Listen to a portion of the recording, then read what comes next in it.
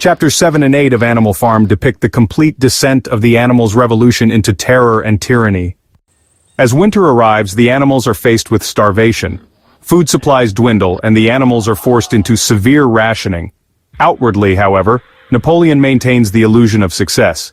He uses Mr. Whymper to send fabricated statistics to the outside world, suggesting that Animal Farm is thriving. This mirrors the Soviet Union's strategy during the Holodomor, where staged propaganda concealed the devastating famine in Ukraine. The desperation of the animals is so severe that it sparks rebellion among the hens. When Napoleon demands their eggs for trade, the hens resist, smashing their eggs in protest. In retaliation, Napoleon cuts off their food. Several hens die, and the rebellion is crushed. This incident is a direct allegory for the resistance of Ukrainian peasants, particularly the kulaks, during Stalin's collectivization campaign. The hen's fate shows how any act of defiance in a totalitarian regime is punished mercilessly, no matter how desperate the cause. In the wake of the hens' rebellion, the farm plunges into a reign of terror. Napoleon orchestrates a mass purge, forcing animals to confess to treason and then executing them publicly. The animals are horrified, watching their comrades die one after another. This scene echoes Stalin's Great Purge, where, fabricated charges and coerced confessions led to the execution and imprisonment of thousands. The fear sown by Napoleon's show trials fractures any remaining unity among the animals. Orwell illustrates how the state manufactures enemies to justify violence and, maintain absolute control. Clover, one of the few animals still capable of reflection, feels a deep unease. She begins to question whether this bloodshed was truly what they had fought for. Yet, she finds herself unable to express her disillusionment. Her silence captures the internal conflict faced by those who once believed in the revolution, but are now too afraid or disoriented to resist. Clover's passive despair represents the loyal working class in Stalinist Russia, disillusioned but paralyzed. Soon after, the animals notice that one of the 7 commandments has changed.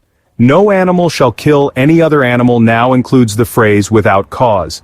The animals doubt their memory, wondering if the commandment had always included the qualification. Orwell uses this moment to demonstrate how authoritarian regimes manipulate truth through language. By rewriting laws and history, the state reshapes reality. The altered commandments are not just symbolic, they enable and legitimize cruelty. In Chapter 8, the animals begin to rebuild the windmill yet again, even after its repeated destruction. It is no longer a beacon of hope, but a symbol of ceaseless labor and empty promises. The windmill's repetitive reconstruction mirrors the Soviet Union's 5-year plans, which often prioritized industrial output over human well-being. The animals' exhaustion and silent suffering show how tyrannical leadership demands endless sacrifice while offering no real progress.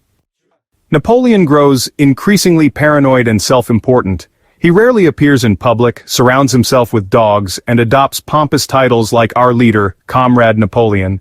These developments parallel Stalin's cult of personality, where the leader was glorified beyond criticism or rationality. Betrayal and loss. Orwell mocks the absurdity of this hero worship, where a leader's ego inflates even as his people starve. A significant betrayal occurs when Napoleon sells timber to Frederick, who pays with forged banknotes. Napoleon had played both Frederick and Pilkington against each other, believing himself shrewd. The fraud enrages him. This episode is Orwell's allegory of the Nazi-Soviet Pact, a cynical, non-aggression treaty that Hitler would soon violate by invading the Soviet Union. Frederick, standing in for Hitler, reveals the danger of alliances made without principle. Napoleon's humiliation represents Stalin's political miscalculation and the cost of trusting a fascist regime. Soon after, Frederick and his men invade the farm and destroy the windmill with dynamite. The animals fight back in a bloody and brutal battle. Though they eventually force the humans to retreat, their victory is Pyrrhic. Many animals are wounded or killed, and the windmill, their symbol of progress, lies in ruins. This mirrors the devastation of World War II on Soviet soil after the Nazi betrayal. Orwell emphasizes that what is declared a victory by the regime often hides incalculable loss and suffering. Napoleon, however, spins the disaster into triumph. He awards himself medals, hosts a grand banquet, and rewrites the narrative, calling the tragedy a glorious victory. This propagandistic celebration is a direct critique of how totalitarian leaders distort truth to maintain morale and authority. Just like Stalin, Napoleon turns every setback into a self-congratulatory performance. exploiting the ignorance and loyalty of his followers. Finally, the animals observe another quiet change to the commandments. The rule against alcohol has been amended to say, "No animal shall drink alcohol to excess," after Napoleon is found drunken and ill. This alteration again underlines Orwell's central warning. In a totalitarian state, language is corrupted to justify privilege, suppress dissent, and erase accountability. Each rewritten commandment signifies the death of the revolution's ideals. By the end of Chapter 8, Animal Farm is a shell of its original vision. Fear, violence, and deceit govern every corner of life. The animals, worn and confused, can barely remember what freedom once meant.